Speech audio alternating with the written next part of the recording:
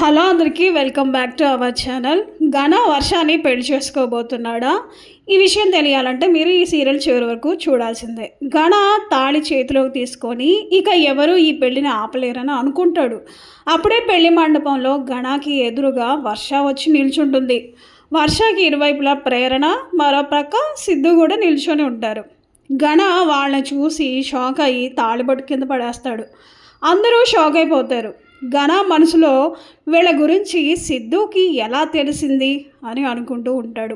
Flash బ్యాక్లో Ranjith car డిక్కీలో ఉన్న ఐశ్వర్య తన అక్క వర్షలు ప్రమాదంలో ఉన్నారని గుర్తించిన ఐశ్వర్య సిద్ధుకి కాల్ చేసి విషయం చెప్తుంది. సిద్ధు వెంటనే అక్కడికి వెళ్తాడు. నిన్నటి ఎపిసోడ్లో అయితే రౌడీలు రంజిత్ని పొడిచిన టైంలో సిద్ధు అక్కడ ఉంటాడు. రంజిత్ని కరెక్ట్గా పొడిచే టైంకి సిద్ధు వెళ్ళి రౌడీలను పట్టుకొని చిత్తగొట్టి రంజిత్తో పాటు ప్రేరణ వర్షలను కూడా కాపాడతాడు. అలా సిద్ధు ప్రేరణ వర్షలకు కాపాడి పెళ్లి మండపానికి తీసుకొస్తాడు. పంతులు ఘనతో ఏంటి బాబు తాళి అలా వదిలేసావు అని అడుగుతాడు. తను చేసిన తప్పు తన కళ్ళ ముందుకు వచ్చిన తర్వాత భయంతో తాళి వదిలేక ఎలా ఉంటాడు అని సిద్ధు అంటాడు. విజయానంద్ సిద్ధుతో ఘన తప్పు చేశాడా? ఏం చేశాడు అని అడుగుతాడు. ఘన తప్పు చేశాడు అని చెప్పడానికి నిలువెత్తు నిదర్శనమే ఈ వర్ష అంటాడు. మంజుల సిద్ధుతో వర్ష తనకి స్నేహితురాలని చెప్పాడు కదా, మరి ఎందుకు వేరే వాళ్ళ మాటలు విని ఇక్కడ తీసుకొచ్చావని ప్రేరణని ఉద్దేశించి అంటుంది. అప్పుడు ఘన వర్ష లవరని పెళ్ళి కూడా చేసుకోవాలనుకున్నారని కానీ చివరికి మోసం చేశాడని ప్రేరణ చెప్తే మంజుల ప్రేరణ మీద కోపడుతుంది. మాట్లాడొద్దు అని ఇంతకు ముందు ఇవే నిందలు వేశారని అంటుంది.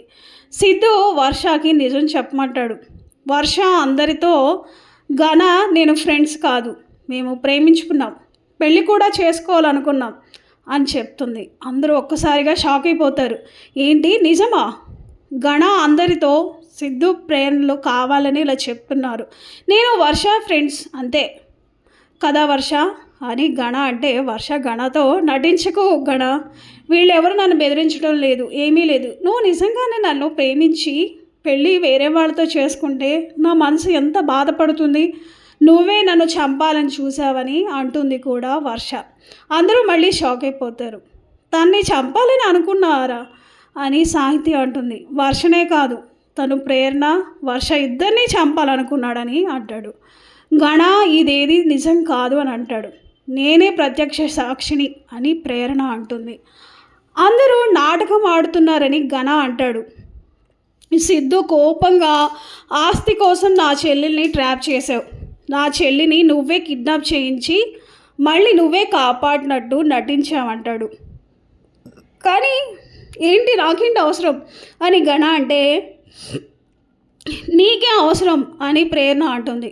ప్రేరణ కోపంగా ఎందుకంటే పెద్దింటి పిల్లని కాపాడితే వాళ్ళు నిన్ను మంచివాడు అని పొగుడుతారు, అలా వాళ్ళకి దగ్గర అవడానికి నీ మనుషులతో కిడ్నాప్ చేయించావు అలా అని అంటుంది. కిడ్నాప్ విషయం ఈ స్టేషన్లో ఎందుకు చెప్పలేదు, వేరే వాళ్ళ సాయి ఎందుకు తీసుకున్నావు అని సిద్ధు అడుగుతాడు. ఘన సాహితిని తను పెళ్లి చేయమని అడుగుతాడు. నీకు పెళ్ళి అంటూ జరిగితేనే వర్షతోనే జరగాలి అంటాడు. వర్ష పోలీస్ స్టేషన్కి వెళ్ళి నిశ్చితార్థం అని తెలిసి వస్తే ఘన తనని ఆపి నేను నిజం చెప్తే తన తల్లిదండ్రులు తనకు దక్కరు అని ఎమోషనల్ బ్లాక్మెయిల్ చేశాడని చెప్తుంది. ప్రేమ విషయం ఎవరి దగ్గర చెప్పొద్దని మాట కూడా తీసుకున్నాడని సిద్ధు చెప్తాడు. ఏంట్రా అలా బెల్లంకొండ్రా ఇలా ఉండిపోయావు, ఏంటి ఏదో ఒకటి చెప్పరా అని ఈశ్వరి అంటుంది.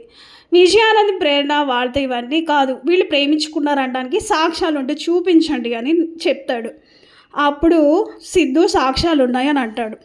ఘనతో సాక్ష్యాలు కావాలరా, నీకు సాక్ష్యాలు చూపించు వర్ష అని సిద్ధు చెప్పగానే వర్ష తన ఘన క్లోజ్గా ఉన్న ఫోటోలు చూపిస్తుంది. అవి చూపించిన తర్వాత సాహితి ఘనాన్ని చీకొడుతుంది. వర్షాన్ని పెళ్లి చేసుకుంటా అని గుడికి పిలిచి కిడ్నాప్ చేయించాడని ప్రేరణ చెప్తుంది. ప్రేరణ తన ప్రాణాలు కాపాడిందని ఈరోజు ఘన చేతిలో చావకుండా ఉండడానికి కారణం ఈ సిద్ధు ప్రేరణ అని వర్ష చెప్తుంది. ఘన ఫోటోలు కూడా దొంగ సాక్ష్యాలే అని ఇప్పుడున్న టెక్నాలజీ వాడారని కూడా ఘన అంటాడు. దాంతో ప్రేరణ కిడ్నాపర్లు సీన్ రికార్డ్ చూపిస్తుంది. వాడు చేసిందంత నటనే. ఆ నటనతోనే సిద్ధుకి మీకు గొడవ పెట్టి పంపేశాడు అని ఈ విధంగా అయితే చెప్పేస్తుంది. ప్రేరణ మీద కూడా నీకు అసహ్యం వచ్చేలా చేశాడని, ప్రేరణ లేకపోతే ఈరోజు వర్ష సాహితీల జీవితం కాపాడిందని అంటాడు. అత్తయ్య గారు నేను నిజంగా ఏ తప్పు చేయలేదండి అని ఘన అంటే మంజుల లాగి పెట్టి చెంప మీద కొడుతుంది. సో ఇలా కొట్టడం వల్ల ఇక ఏం చేస్తాడు అంటే ఘన, లేదు అత్తయ్య గారు నేను ఏ తప్పు చేయలేదు, నన్ను కావాలని వీళ్ళందరూ ఇరికిస్తున్నారు అని అనగానే అప్పుడు ప్రేరణ వచ్చి, నువ్వు ఇది నిజం కాకపోతే మీ అమ్మగారి మీద ఒట్టేసి చెప్పు అని ప్రేరణ అంటుంది. ఇక తప్పించుకోవడానికి ఇంతమందిలో తన పరువు పోగొట్టుకోకూడదు అనే ఉద్దేశంతో ఇక వాళ్ళ అమ్మ మీద, ఈశ్వరి గారి మీద ఒట్టు వేయడానికి గడ నిశ్చయించుకుంటాడు. అప్పుడు ఒట్టు వేసే లోపల మంజు వచ్చి చెంప పగలగొడుతుంది గణాది. అదేంటి అత్తయ్య గారు నన్ను కొట్టారు, నన్ను నమ్మట్లేదా అంటే, ఇంత దుర్మార్గుడువా, ఇన్ని సాక్ష్యాలు చూపించిన తర్వాత కూడా నీ తల్లి మీద ఒట్టేయడానికి నీకు మనసు ఎలా ఒప్పింది? నీ మనసులో నువ్వు తప్పు చేసావని తెలిసి కూడా మీ తల్లి మీద నువ్వు ఒట్టేసావంటే నువ్వు ఎంత దుర్మార్గుడువా అర్థమవుతుంది. నోర్మై, అసలు నీవు ఒక్క మాట మాట్లాడడానికి లేదు, నా కూతురు జీవితాన్ని నాశనం చేస్తావా అంటూ మంజు గట్టిగా వార్నింగ్ ఇస్తుంది. అయితే సిద్ధు చాలా కోపడతాడు. నా చెల్లి జీవితాన్ని నాశనం చేయాలనుకుంటున్నావా? ఈ ప్రేరణ వచ్చి కాపాడింది కాబట్టి సరిపోయింది, లేదు అంటే ఏమైపోయేవాళ్ళం? చేసిన తప్పు ఒప్పుకొని నువ్వు వర్షాన్ని పెళ్లి చేసుకుంటే చాలా బాగుంటుంది అని సిద్ధు అంటాడు. నువ్వు ఇప్పుడు కనుక ఈ అమ్మాయిని పెళ్లి చేసుకోకపోతే ఇంకా ఎంతోమంది అమ్మాయిల జీవితాన్ని నాశనం చేస్తావు. ఇప్పుడు అసలు విషయం అందరికీ తెలిసిపోయింది, పోలీసుల దాకా కూడా వెళ్ళింది. ఇప్పుడు ఈ వర్షాన్ని చంపడానికి కూడా నువ్వు వీల్లేదు. ఒకవేళ ఈ వర్షాన్ని నువ్వు చంపావు అనుకో, ఆ నేరం ఖచ్చితంగా నీ మీద వస్తుంది. నువ్వు జైల్లో చెప్పకూడదు తినాల్సిందే. నువ్వే నిర్ణయించుకో, వర్షాన్ని పెళ్లి చేసుకుంటావా లేదు జైల్లో కూర్చుంటావా? మా దగ్గర అసలైన సాక్ష్యాలు దొరికాయి, నువ్వు ఒక ఆడపిల్లని ఇంత అన్యాయం చేసావని మాకు సాక్ష్యాలు కూడా ఉన్నాయి. ఇవన్నీ చాలు నేను ఊరికంబం ఎక్కించడానికి. సో నువ్వు జైల్లోనే ఉంటావా లేదా వర్షాన్ని పెళ్లి చేసుకొని హ్యాపీగా ఉంటావు? అయినా ప్రేమించి పెళ్లి చేసుకుంటే ఎంత హ్యాపీగా ఉంటుంది జీవితం. అలా ఎంతమంది అమ్మాయిలతో నువ్వు ఇలా తిరుగుతావు? అసలు అది నిజమైన ప్రేమ? ఒకే అమ్మాయితో ప్రేమ పంచుకుంటూ అది నిజమైన ప్రేమ, అది జీవితాంతం నిలబడుతుంది, నీకు అండగా నిలుస్తుంది.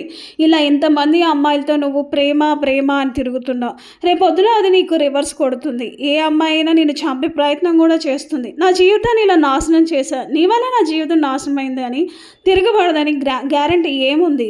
ఇలా ఎంతమంది అమ్మాయిలు నువ్వు నాశనం చేస్తావు? ఇప్పుడు వర్షాన్ని పెళ్లి చేసుకుంటావా లేదా పోలీసుని పిలిపించి నేను ఉరికంబం ఎక్కించమంటావా? చెప్పు. సాక్ష్యాలు అయితే మా దగ్గర పుష్కలంగా ఉన్నాయి. వర్ష అయితే సాక్ష్యాలతో సహా అన్ని నిరూపిస్తుంది.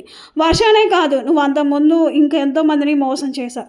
ఆ అమ్మాయిని అందరినీ పిలిపించి పోలీస్ స్టేషన్లో నీకు సాక్ష్యాలతో నిరూపించి నిన్ను జీవిత ఖైదీ వేయించగలం. గుర్తుపెట్టుకో, నీ జీవితం నీ చేతుల్లోనే ఉంది. ఇప్పుడు వర్షాన్ని పెళ్లి చేసుకుంటావా లేదు నేను ఇంకా ఉరికమ్మం ఎక్కేస్తాను, నేను జీవితాంతం జైల్లోనే ఉంటానంటావా? అది నీ ఇష్టం. మీ అమ్మగారు అయితే అన్యాయం అయిపోతారు, అది గుర్తుపెట్టుకో గణ అనేసి సిద్ధు గట్టిగా చెప్తాడు. ఇంకా తప్పేది ఏమీ లేక వర్షాన్ని అయితే పెళ్లి చేసుకుంటాడు గణ.